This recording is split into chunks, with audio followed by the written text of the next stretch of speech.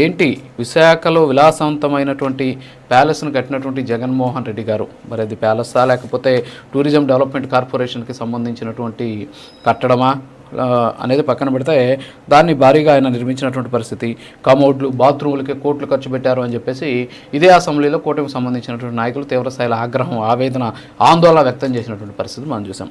మరి ఇప్పుడు అదే జగన్మోహన్ రెడ్డి ఏమంటున్నారంటే అమరావతి నిర్మాణానికి సంబంధించి ఒక స్క్వేర్ ఫీట్కి 5,000 రూపాయలు కూడా చేయనటువంటి దానికి 11,000 నుంచి 15,000 రూపాయల వరకు వీళ్ళు వేస్తున్నారు అని చెప్పేసి చెబుతూ ఉన్నటువంటి సిచ్యువేషన్ ఉంది. ఏమంటారు, నిజంగా అలాంటి పరిస్థితి ఉందా? అలాంటి సిచ్యువేషన్ అక్కడ కనిపిస్తుందా? నమస్కారం అండి.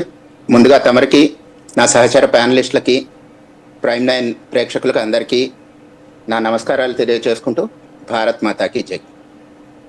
మొట్టమొదటగా ఇది వైసీపీ ప్రభుత్వము లేదా టీడీపీ ప్రభుత్వము లేదంటే బీజేపీ ప్రభుత్వం అనేది తీసుకొస్తే పక్కన పెడితే ఇది ఆంధ్ర రాష్ట్ర ప్రభుత్వం. ఆంధ్రప్రదేశ్ ప్రజలు ఎవరైతే మమ్మల్ని సక్రమంగా పరిపాలిస్తారు అని ఎంచుకుంటారో వాళ్ళని మాత్రమే ఇక్కడ పరిపాలన కోసం తీసుకొచ్చి కూర్చోబెడతారు. వీటిల్లో భాగంగా అది విశాఖపట్నంలో కట్టిన ప్యాలెస్ అవ్వచ్చు, లేదు అంటే అమరావతిలో జరుగుతున్న రాజధాని నిర్మాణాలు అవ్వచ్చు.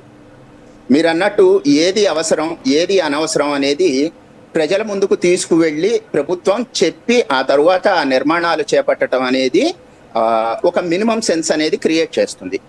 విశాఖపట్నంలో ఆ ప్యాలెస్ ఎందు నిమిత్తం కట్టారు లేదా ఎందు నిమిత్తం కట్టబోతున్నారు అని ముందుగానే వైఎస్ఆర్సీపీ ప్రభుత్వం, అప్పుడు వైఎస్ఆర్సీపీ అధికారంలో ఉన్నప్పుడు చెప్పుంటే బాగుండేది.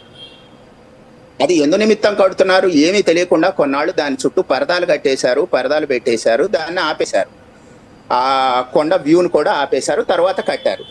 సో అదొక వింత కట్టడం. అది ఎందుకు కట్టారు ఏమిటి అనేది భగవంతుడికి తెలియాలి.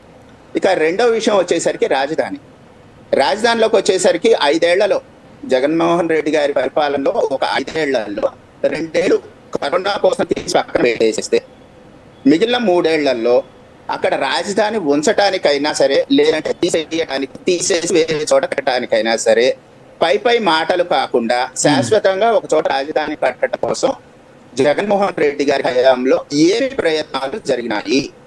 విలువైన 5 సంవత్సరాల్లో 1 సంవత్సరం నుంచి 2 సంవత్సరాల దాకా భగవంతుడు తీసేస్తే 3 సంవత్సరాలు మనం తీసేసాం. ఇప్పుడు జగన్మోహన్ రెడ్డి గారు ప్రత్యేకంగా తీసుకువచ్చి చేస్తున్న ఆరోపణ ఏంటంటే నిర్మాణ వ్యయం పెరిగింది అని. నిర్మాణ వ్యయం ఖచ్చితంగా పెరుగుతుంది. మన ఇళ్లలో మన సొంత ఇల్లు కట్టుకుందాం అనుకుంటేనే క్రితం సంవత్సరం ఇసుక 100 రూపాయలకు కొంటే ఈ సంవత్సరానికి 110 రూపాయలు అవుతుంది. సిమెంట్ 100 రూపాయలకు కొంటే సిమెంట్ ఈ సంవత్సరం 110కి వెళ్ళొచ్చు, 115కి వెళ్ళొచ్చు. సో నిర్మాణాల్లో అంచనా వ్యయం అనేది ఖచ్చితంగా పెరుగుతుంది. పెరిగినప్పుడు బడ్జెట్ కూడా పెరుగుతుంది. అక్కడ జంగిల్ క్లియరెన్స్ కోసం అంటే ఇక్కడ హర్షవర్ధన్